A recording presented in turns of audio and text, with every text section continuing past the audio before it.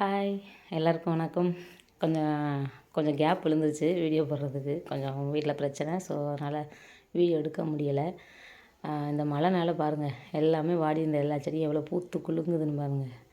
இந்த பூ பேர் நந்தியாவட்டை பூ. அதாவது பிள்ளையார் கோயிலெலாம் இருக்கும் அதிகமாக. அது எவ்வளோ பூ பூத்துச்சு. அதே மாதிரி மல்லிகைப்பூ தழைஞ்சு நல்லா அப்படியே கொழு கொழுன்னு இப்போ தான் வச்சது. இது நல்லா தழைஞ்சு உடனே மொட்டுலாம் விட்டுருச்சு. அங்கங்கே குட்டி குட்டி குட்டியாக மொட்டு விட்டுருக்கு. அடுத்து சக்கரை பழம் மரம் எவ்வளோ வாடி போய் நின்றுச்சு. இப்போ பெஞ்ச மழையில் செம்ம பழம், அவ்வளோ பழம். இங்கே பாருங்கள் கையில் எவ்வளோ பழம் பிடிங்கி வச்சுருக்கேன்னு. ஆமாம். அடுத்து நம்ம வீட்டில் குட்டி குட்டியாக அழகுக்கு வச்சுருக்க செடி இதெல்லாம் இப்போ தான் பூவே பூக்குது. இத்தனை நாள் இது பூவே பூக்கல, சும்மா நின்றுச்சு. இப்போ தான் எல்லாம் பூ பூக்குது. ரோஸ் கன்று இப்போ தான் வாங்கி வச்சோம்.